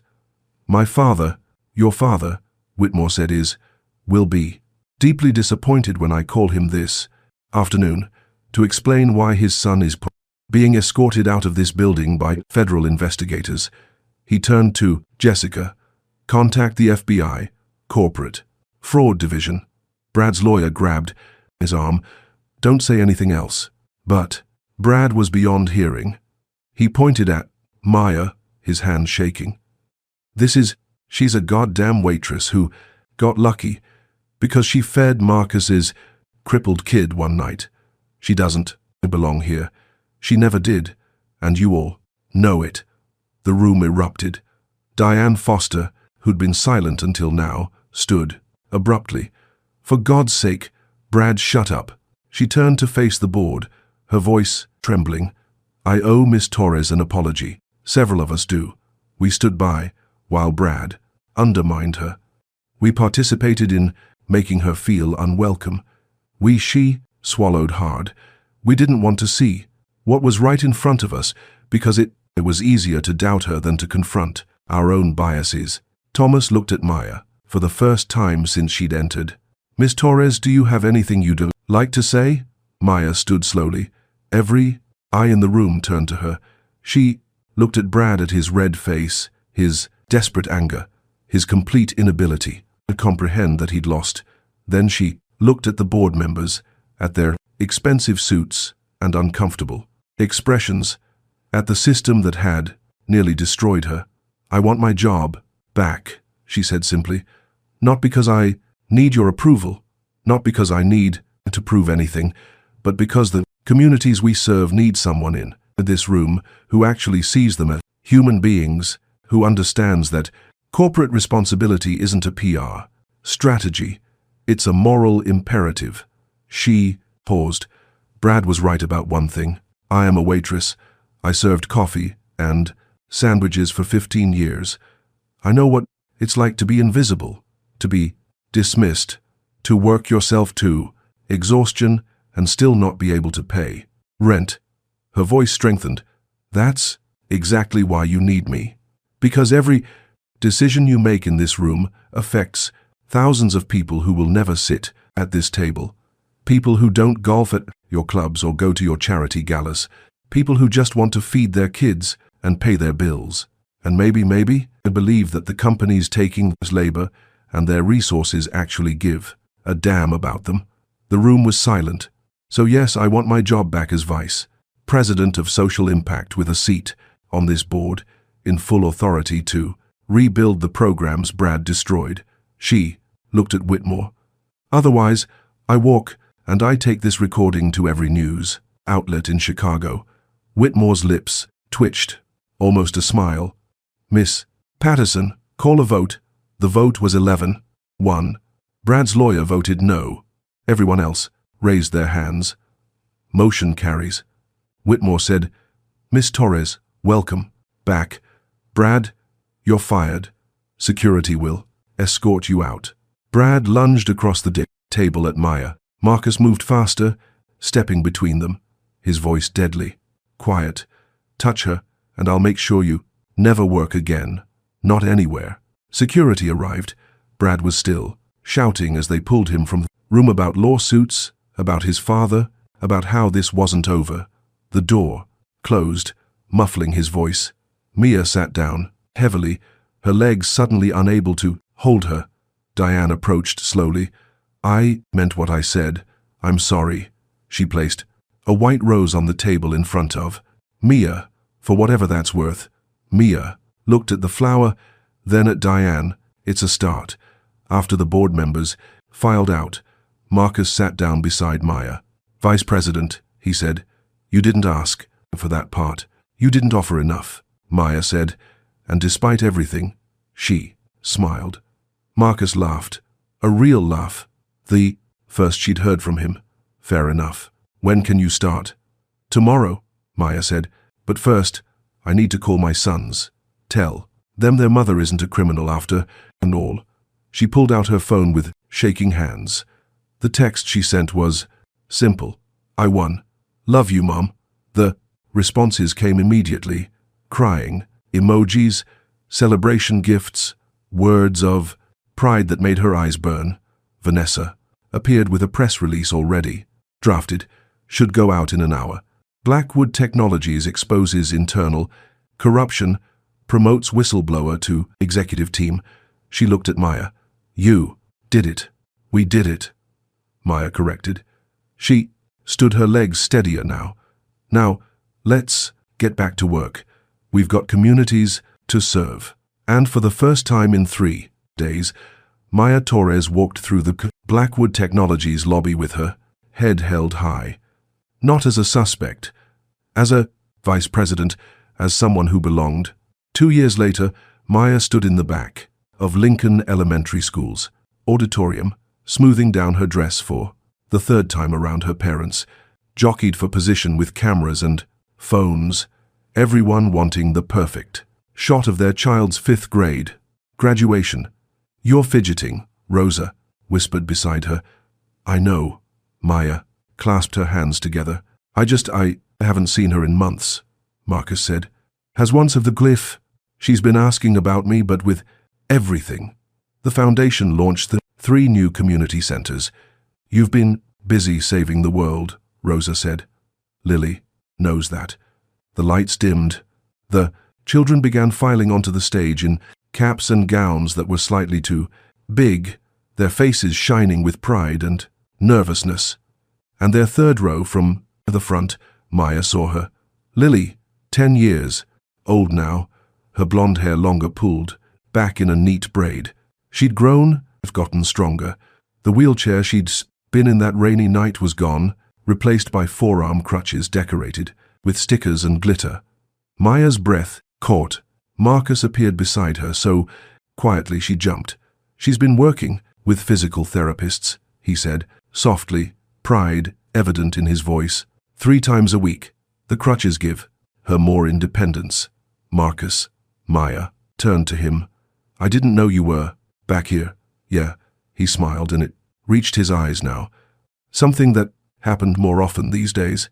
Figured you'd want the anonymous spot? Old habits. They watched together as the principal began calling names. Each child walked or rolled or crutched across the stage to receive their diploma. The applause was thunderous, democratic, celebrating each kid equally. When they called Lily's name, the girl made her way to the center of the stage with careful, determined steps. The crutches made soft thumping sounds on the wood floor. Maya found herself holding her breath. Lily took her diploma with one hand, balancing carefully, then turned to face the audience. Can I say something? The voice was small but clear through the microphone. The principal looked and surprised but nodded. Lily cleared her throat. I want to thank my dad for being here, for everything now, for teaching me that. It's okay to be scared and do things. Anyway, Marcus's hand found Maya's, squeezed once. His eyes were wet. And I want to thank Miss Maya Torres. Lily continued searching the crowd. I don't know if she's here, but Maya stepped forward slightly, just enough to be seen. Lily's face lit up. There you are. Miss Maya taught my dad how to be a dad. Again. She taught me that being different doesn't mean being less, and she taught both of us that kindness isn't weakness, it's the strongest thing there is. The applause started scattered, at first, then building. Maya felt tears streaming down her face and didn't bother wiping them away. After the ceremony, parents flooded the hallway, outside, taking photos and passing out flowers. Maya hung back, giving families their space until she felt a tug on her dress. Lily stood there, crutches tucked under her arms, diploma clutched in one hand, grinning so wide her face might grow there. Split. You came, Lily breathed. Of course I came. Maya dropped to her knees, not caring about her dress on the scuffed floor. I wouldn't miss this for anything, baby girl. Lily dropped a crutch and threw her free arm around Maya's neck. I missed you so much. I missed you too. Maya held her tight, feeling how much bigger she'd gotten, how much stronger. Look at you, Lily. Look at how amazing you are. I've been practicing, Lily said proudly, pulling back. Doctor Sanders says I might be able to walk without crutches by next year, just for short distances. But still, that's incredible. Dad bought me a bike. Lily continued words, tumbling out in excitement. It's got 3 wheels and special handles, and we go riding in the park every Sunday. He takes the whole morning off work. No phone calls, no emails, just us. Maya looked up to find Marcus watching them, his expression soft in a way she'd never seen that. First night in the rain. He's a different person, Maya said. We both are, Lily said seriously. He talks to me now about Mom, about how sad he was, about how he didn't know how to be a dad and a boss at the same time. She leaned in conspiratorially. Sometimes he still messes up. Like last week he tried to make pancakes and set off the fire alarm, but he tries now. That's what matters. Marcus joined them, placing a hand on Lily's shoulder. Ready for the celebration lunch, graduate? Can Maya come? Lily asked immediately. Please. Marcus looked at Maya, and she saw the question in his eyes. Not obligation, not politeness, actual hope. I'd love to, Maya said. They went to a small Italian restaurant Lily had chosen. Nothing fancy, just red checkered tablecloths and breadsticks, and a waiter who called everyone hun. Lily sat between them, talking non-stop about her summer plans, her friends, a book she was reading about a girl who built robots. Maya watched Marcus listen, really listen, leaning forward, asking questions, laughing at Lily's jokes. At one point, Lily excused herself to the bathroom, navigating the narrow restaurant aisle with practiced ease. The moment she was out of earshot, Marcus turned to Maya. I never thanked you properly. You've thanked me about 1,000 times, Mia said. Not for this, Marcus gestured vaguely, encompassing everything. For giving me my daughter back, for teaching me how to see her, how to be present. You didn't just change her life that night. You saved mine. Maya's throat tightened. Marcus, I was drowning, he continued quietly. After Emily died, I was drowning, and I didn't even know it. I thought if I worked hard enough, made enough money, built a big enough empire, the pain would stop. But it just got worse. And, Lily, he stopped, composing himself. I was losing her, too, pushing her away, because looking at her hurt too much. If you hadn't been there that night. But I was, Ma said firmly. And you learned. You changed. That's not on me, Marcus. That's you doing the work with your example. He smiled slightly. Every time. I want to hide in my office, I think. About you. About how you saw a scared kid in the rain and didn't hesitate. Didn't make excuses. Just acted. That's the person I'm trying to be now. Lily returned, sliding back into her seat, with a grin. What I miss? Just your dad.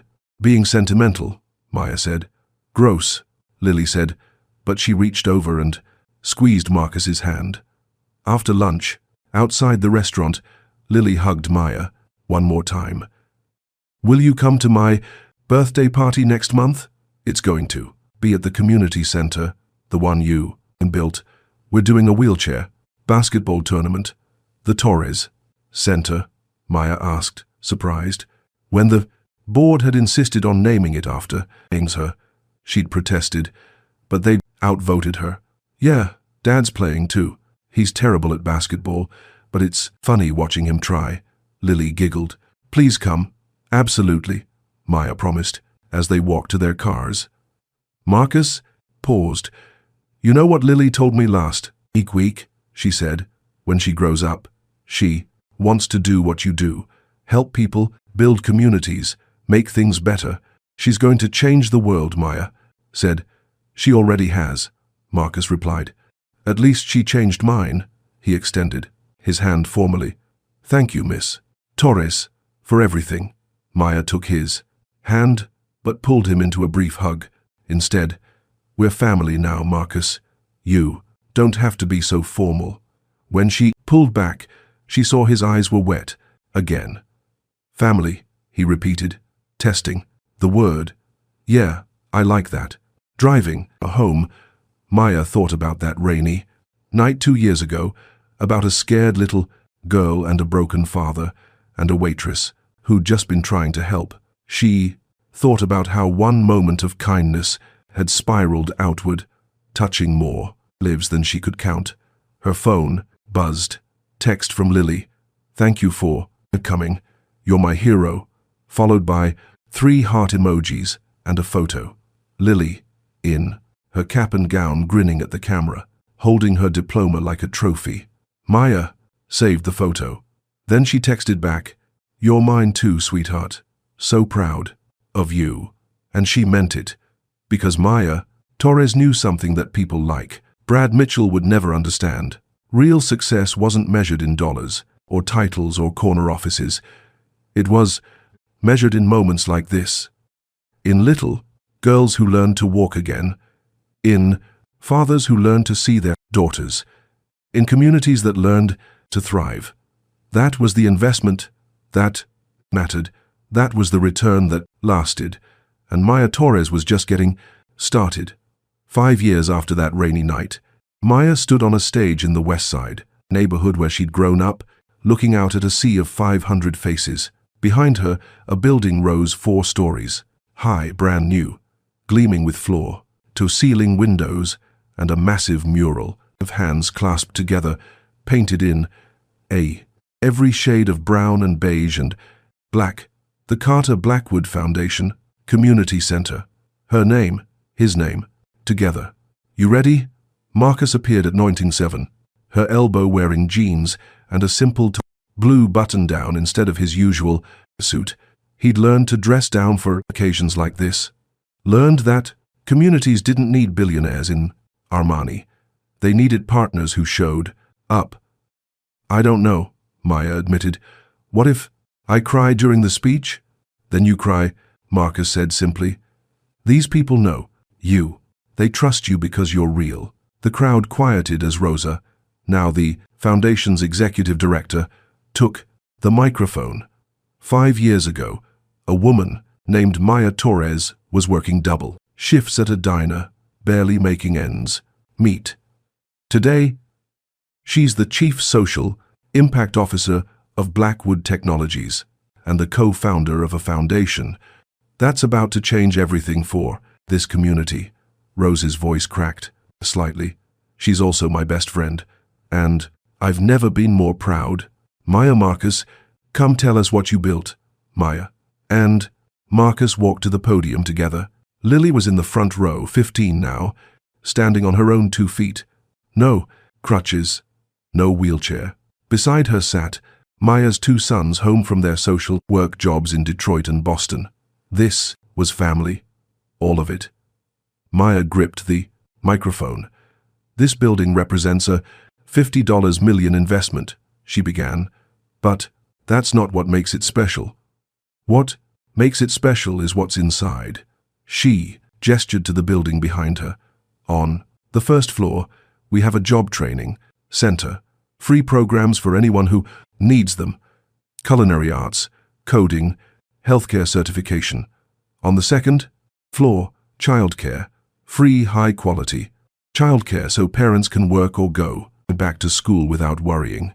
Third floor, healthcare clinic, free primary care, mental health services, physical therapy, and the fourth floor, Maya's voice caught. The fourth floor is dedicated to kids with disabilities, adaptive technology, tutoring, sports, programs, everything Lily needed when she was 8 years old, and everything we're going to make sure every kid in this community has access to. The applause was deafening. Marcus stepped forward. 5 years ago, I thought success meant building a billion-dollar company. I thought power meant having the biggest office and the most impressive title. He paused. I was wrong.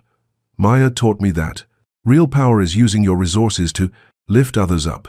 Real success is measured by how many lives you change, not how much money you make. He looked at Lily. She taught me how to be a father, how to see my daughter instead of just managing her, and she taught me that business and compassion aren't opposites, they're partners. The most sustainable companies are the ones that invest in communities, not extract from them. Maya took the microphone back. We're opening 20 more centers like this across the country.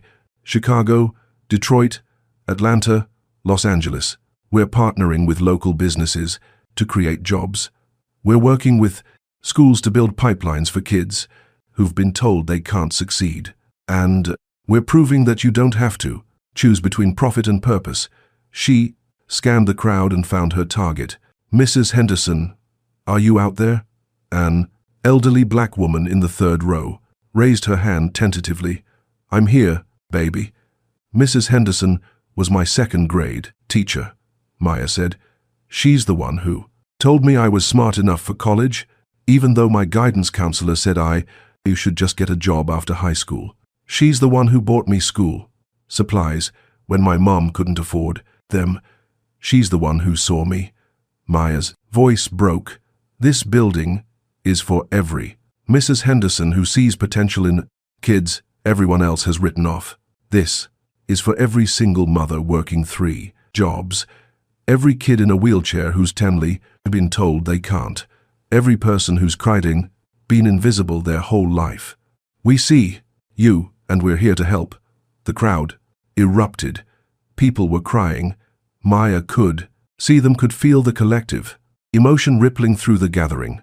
When the ceremony ended, people lined up, hundreds of them, to register for programs, single mothers clutching application forms for the job training center, fathers asking about the child care hours, teenagers interested in coding boot camp. Maya moved through the .4 crowd, shaking hands, listening to stories, promising to help. An older woman approached, mid-60s, tired eyes, wearing a McDonald's uniform. Miss Torres, I'm Patricia. I wanted to. Thank you for what, honey? The woman's eyes filled with tears. 2 years ago, I was sleeping in my car with my daughter. We were at the shelter on 5th Street. You came there one night. Do you remember? You were doing outreach for the foundation. Maya searched her memory. She'd done dozens of shelter visits. You talked to me for an hour, Patricia continued, about my daughter's asthma, about how I was trying to find work, about how scared I was. And you didn't just listen. You helped. You got my daughter into the clinic, got me into a job program, helped us find housing. She pulled out her phone, showing Maya a photo of a young girl in a graduation cap. That's my Jasmine. She graduated in high school last week. First person in our family. She's going to community college in the fall on a scholarship you helped her apply for. Maya's throat closed up. Oh my God, you saved our lives, Patricia said simply. And I just wanted you to know people like you. You don't understand how much you matter, how much one person caring can change everything. Maya hugged her tightly, unable to speak. After the crowd dispersed, Maya found herself sitting on the front steps of the center with Marcus, Lily, Rosa, and her sons. The sun was setting, painting the Chicago sky in Argalonga shades of orange and pink. Remember, that night, Lily said suddenly. At the diner every day, Maya said. I was so scared, Lily admitted. I thought no one cared. I thought I was just in the way. And then you came outside and you didn't even know me, but you cared. Anyway, you deserve to be cared for, Maya said. Everyone does. Marcus cleared his throat. I've been thinking about something. The foundation is doing incredible work, but there's more we could do, more we should do. What are you thinking? Maya asked. A scholarship fund, full rides for kids with disabilities who want to go to college, and a mentorship program connecting them with professionals in their fields. Let's call it the Emily Blackwood Memorial Scholarship. Marcus looked at Lily. Your mum would want that. She'd want kids to have every chance you have. Lily's eyes welled up. Yeah, she would. How much are we talking? Rosa asked. Ever practical? Marcus smiled. How about we start with 20 million and see where it goes? Maya laughed. Because of course, he said it like it was nothing like $20 million was pocket change. But she'd learned that for Marcus, it wasn't about the money. It never had been. It was about the impact. Let's do it, Mia said. That evening, Maya drove back to her old neighborhood alone. She pulled up outside Rosie's diner, which she'd bought 3 years ago, and kept running exactly as it had been. Preserving a piece of history, she went inside, sat in the same booth where Lily had eaten her grilled cheese. The new night manager, a young woman named Carmen, who Maya was mentoring, came over with coffee. Rough day, boss. Good day, Maya said. Really? Good day. Just needed a minute to remember where it all started. She pulled out her phone and looked at the photo she'd taken that afternoon. The mural on the building, the crowd of people, the hope in their faces. Then she scrolled back further to the photo. Lily had sent her 3 years ago, the little girl in her graduation cap, grinning at the camera. And further, still, though she didn't have a photo of action at it, she could see it perfectly in her mind. A scared child in a wheelchair, a rainy night, a choice to help. That's what it came down to, Maya thought. Not the money or the titles or the recognition, just the choice. The choice to see someone, to care, to act. Her phone buzzed. Text from Marcus. Lily wants to know if you're coming to family dinner Sunday. Fair warning, I'm attempting lasagna. Maya smiled and typed back, I'll bring dessert and a fire extinguisher, just in case. 3 dots appeared. Then, smart woman. See you then. Maya finished her coffee, left a generous tip for Carmen, and walked out into the Chicago night. The rain had started again, gentle, this time, not the punishing downpour of that first night. She tilted her face up to it, letting the drops cool her skin. Somewhere in this city, there was another Maya, another person working too hard for too little, another person who felt invisible, forgotten, left behind. But maybe tomorrow someone would see them, maybe someone would stop, maybe someone would choose kindness, and maybe, just maybe, that one choice would spiral outward, changing lives in ways no one could predict. Because that's what kindness did. It multiplied. It compounded. It invested itself in the spidered world and paid dividends that lasted generations. Maya Torres had learned that lesson in a diner on a rainy night, and she was going to spend the rest of this stayed, her life teaching it to everyone she met. That was the legacy that mattered. That was the only investment that truly paid off. Everything else was just noise. Maya climbed into her car and drove home through the rain, already thinking about tomorrow's work, already planning the next center, the next program, the next life she could change. Because kindness was never finished, it was just beginning.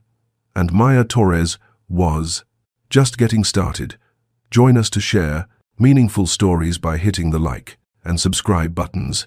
Don't forget to turn on the notification bell to start your day with profound lessons and heartfelt empathy.